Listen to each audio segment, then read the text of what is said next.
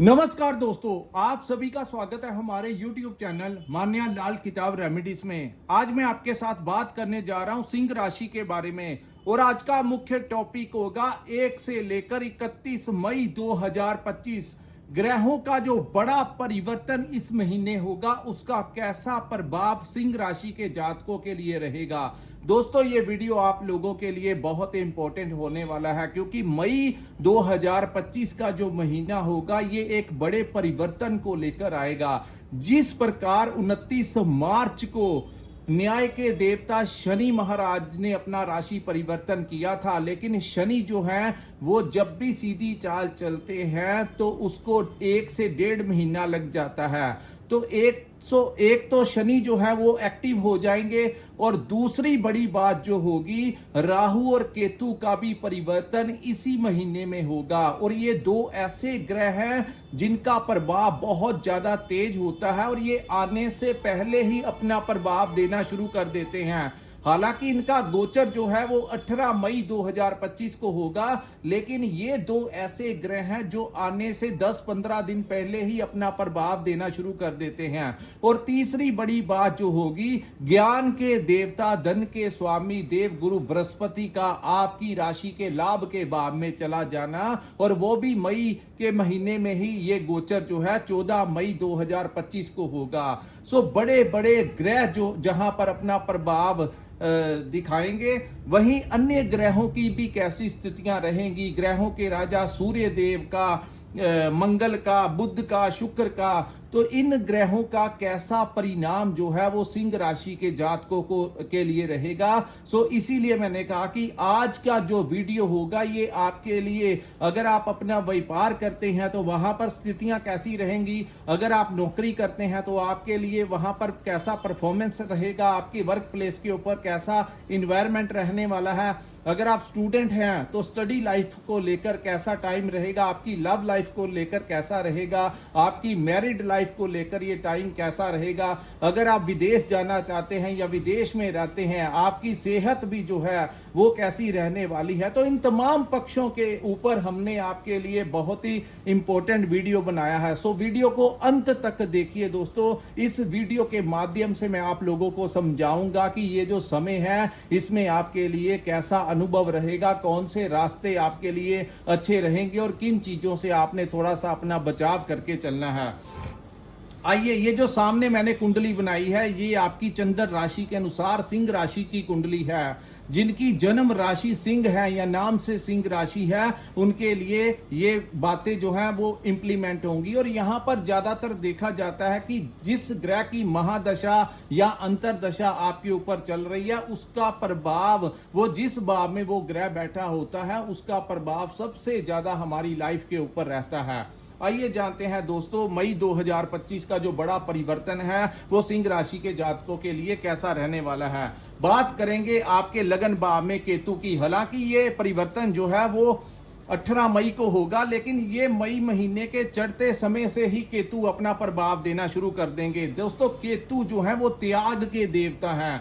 त्याग, first house जो होता है वो हमारी प्लानिंग का भाव होता है कि हम सोचते कैसा है, चाहे वो हम अपने व्यापार के बारे में सोच रखते हो, चाहे हमारी नौकरी के ऊपर हमने क्या जीवन में करना है, क्या प्लानिंग अगर आप तैयार कर रहे हो। तो केतु के बारे में आपको मैं ये बता दूं कि ये रहस्यमय ग्रह हैं। राहु और केतु जो है ये बड़े रहस्यमय ग्रह हैं। राहु हर चीज को पाने की चाहत रखता है, वो कहता है कि हर चीज जो है वो मेरे को मिल जाए, और वहीं जो केतु है वो त्याग को ज्यादा इंपॉर्टेंस देता है। तो यहां पर दोस्तों सबसे बड़ा काम सिंह राशि वालों ने क्या करना है, क्योंकि केतु आपके लगन में गोचर कर जाएंगे। तो यहां पर दोस्तों जो आप अपने व्यापार के लिए, अपने परिवार के लिए जो प्लानिंग आपके दिमाग में होगी उसको जब तक वो कार्य आपका सिद्ध नहीं हो जाएगा तब तक वो आप लोगों को ज्यादा ना बताना। अगर आपने अपनी बातें पूरी होने से पहले अपना प्रोजेक्ट, अपना टेंडर, अपनी पेमेंट्स के लिए, अपने काम काज के लिए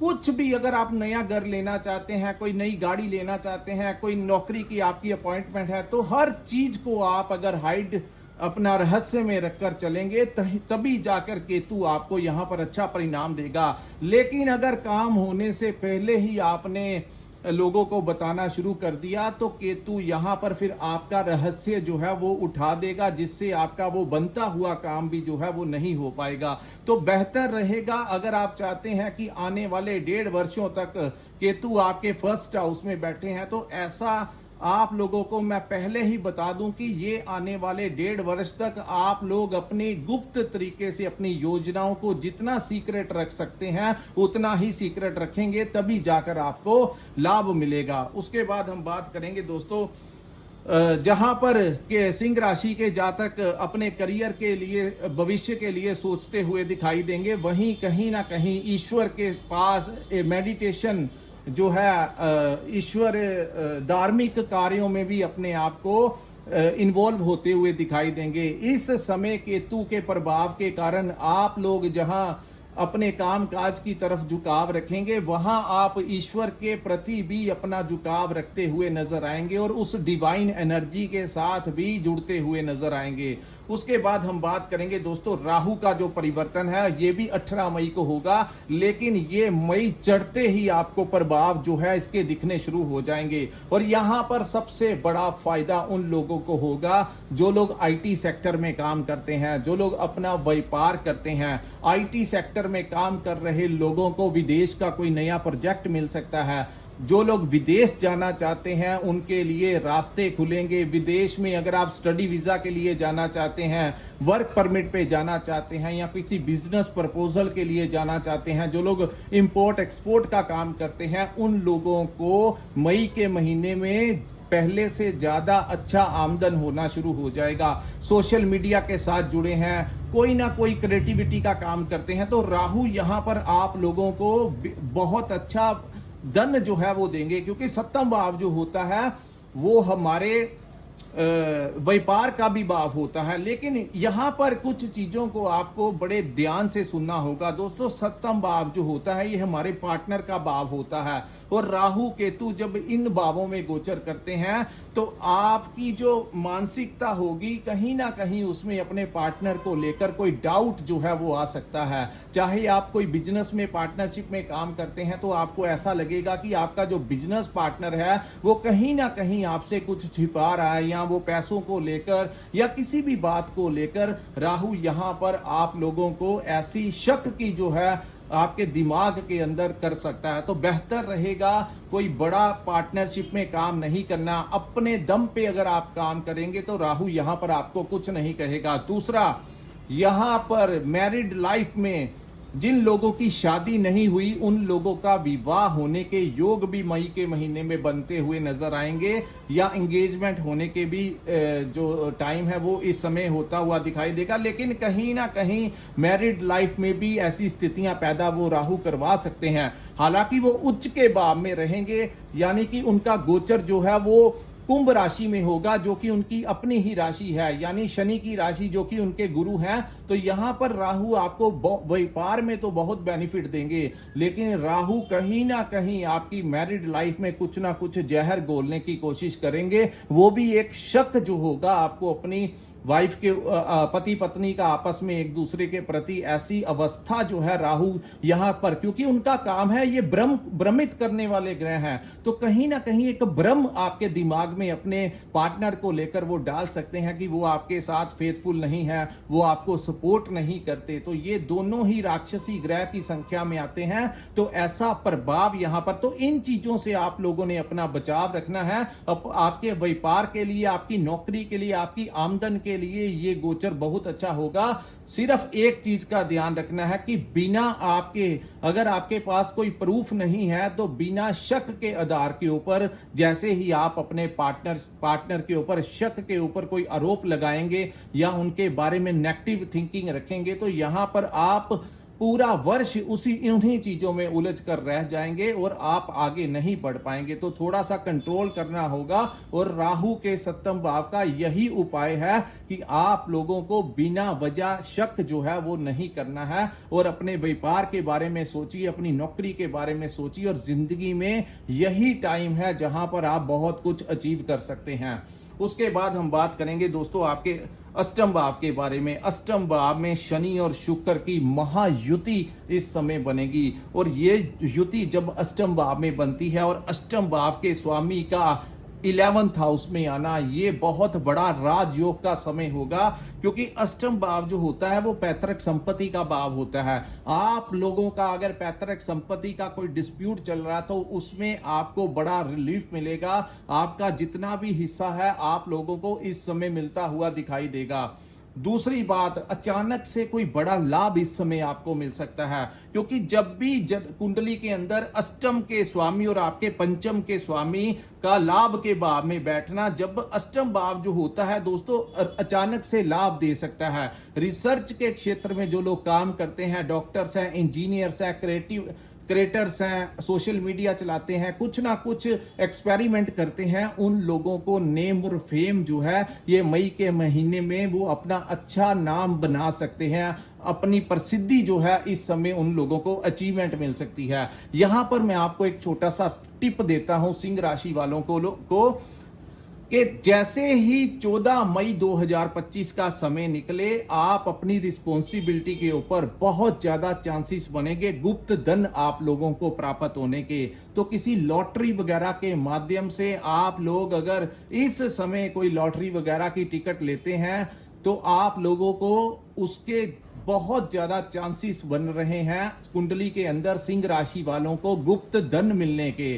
तो यहां पर अगर आप अपनी जिम्मेवारी पर, हम किसी बात की रिस्पॉन्सिबिलिटी नहीं लेते कि आपकी टिकट निकलेगी ही निकलेगी, लेकिन यहां पर हमारा कार्य है आपका मार्गदर्शन करना। कई बार ग्रहों में, कुंडलियों में ग्रहों की इस प्रकार की व्यवस्था बन जाती है। एक तो शुक्र अपनी उच्च राशि मीन में बैठे हैं, उनके साथ शनि महाराज बैठे हैं, ये गुप्त विद्या, गुप्त रहस्यों का भाव है, तो रिसर्च के क्षेत्र में लाभ दे सकते हैं, अचानक से प्रॉफिट दे सकते हैं। ऊपर से इस भाव का स्वामी का लाभ भाव में आना, मैं आपको यहां पर बहुत ज्यादा परसेंटेज आप सिंह राशि वालों की बढ़ जाएगी कि अचानक से आपको कोई बड़ा लाभ हो सकता है। तो ये एक ऐसी टिप है कि लॉटरी की टिकट अगर आपकी निकल गई तो आपको लाखों या करोड़ रुपया जो भी उसका प्राइस होगा, बहुत ज्यादा चांसेस होंगे सिंह राशि वालों के इनाम लगने के। लेकिन अगर नहीं लगा तो ये आपकी रिस्पॉन्सिबिलिटी है, मैं किसी प्रकार की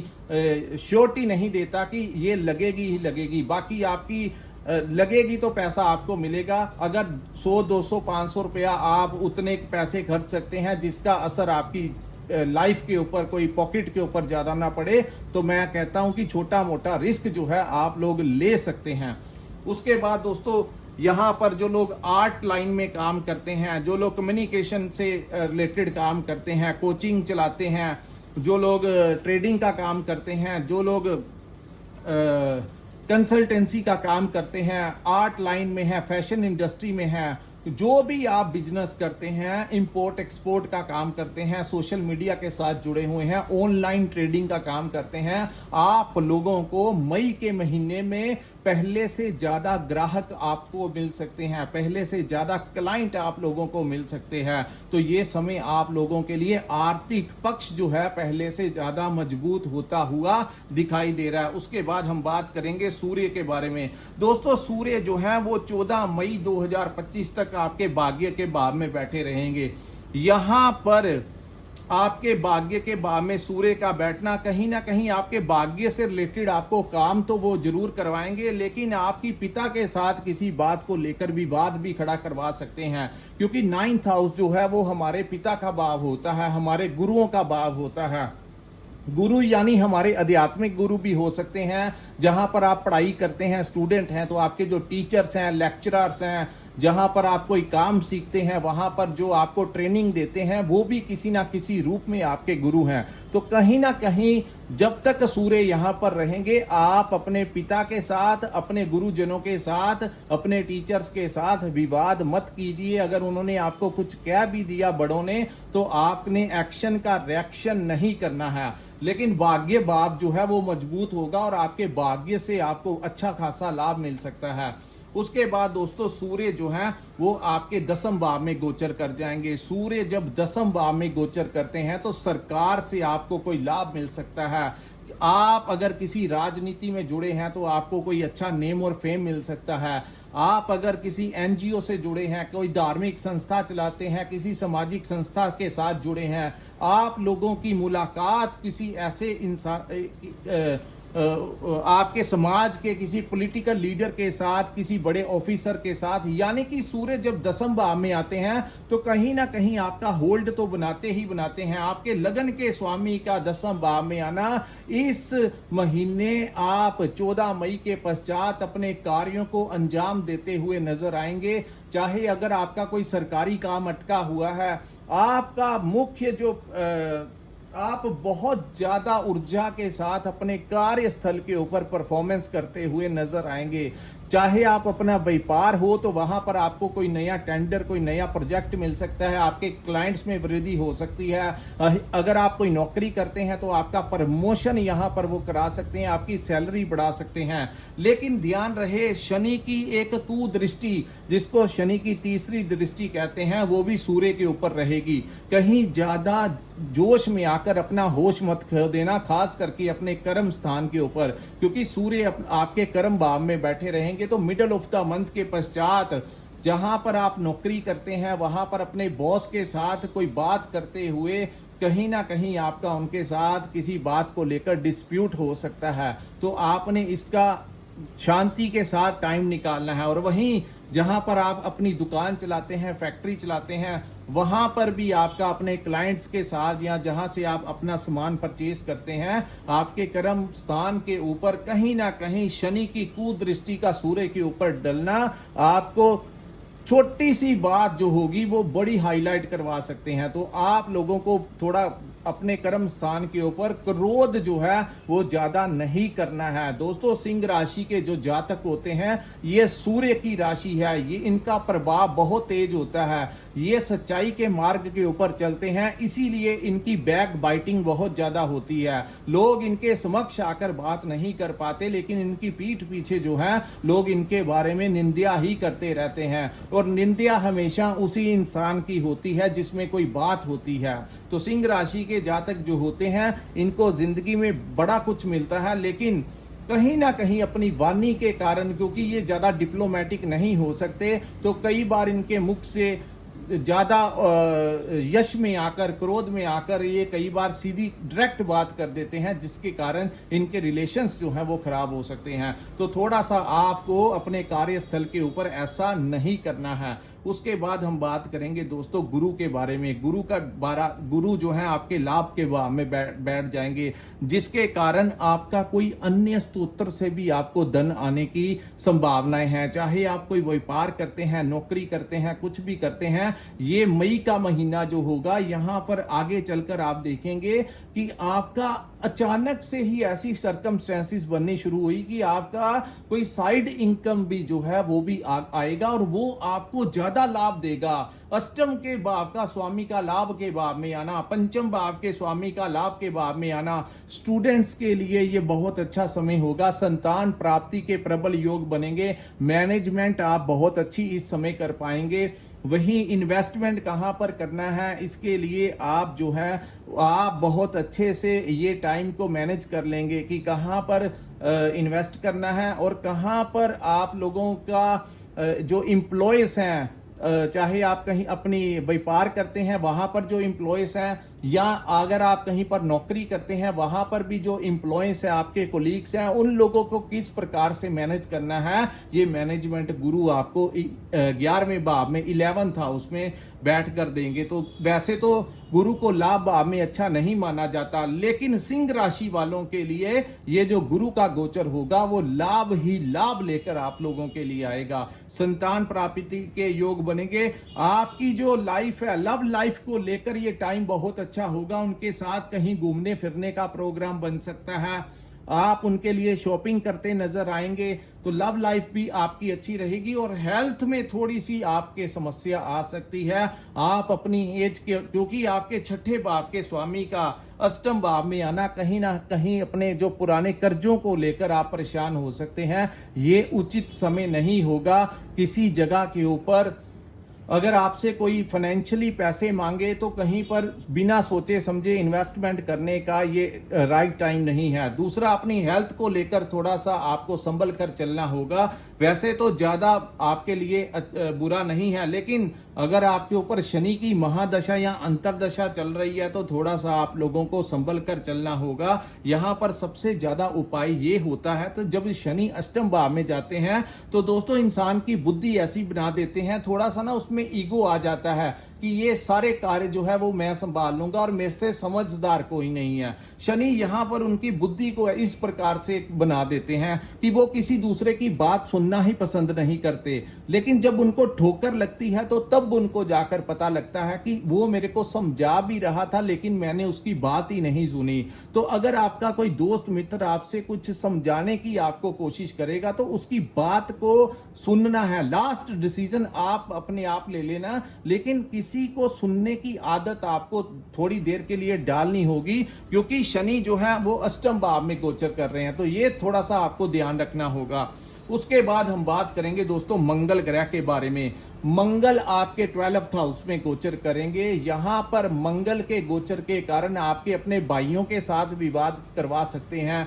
दूसरा, ट्रैवलिंग जितनी हो सके उतनी कम कर देना। कहीं ट्रैवलिंग में आपको कोई चोट वगैरह ना लग जाए, आपको आंखों से रिलेटेड इन्फेक्शन ना हो जाए। और अगर आप विदेश यात्रा करना चाहते हैं तो आपका वीजा लगा हुआ है तो कोशिश करना, अगर आप थोड़े समय के लिए रुक सकते हैं तो रुक जाना, क्योंकि मंगल जो है इस समय अच्छी राशि में विराजमान नहीं है। लेकिन मंगल यहां पर बैठकर एक काम बहुत अच्छा करेंगे कि जब तक मंगल यहां पर बैठे रहेंगे दोस्तों, सप्तम भाव में जो राहु ने आपको अपनी मैरिड लाइफ को डिस्टर्ब करने की कोशिश करनी है, आपके बिजनेस पार्टनरशिप में दिक्कत करने की वो कोशिश करेगा, उसके ऊपर पूरा कंट्रोल जो है वो मंगल देंगे। और मंगल जब 12th हाउस में गोचर करते हैं तो कहा जाता है हाथी के ऊपर महावत का बैठना, यानी कुंडली में हाथी की संख्या जो है वो राहु को दी गई है। और राहु के दुष्प्रभाव को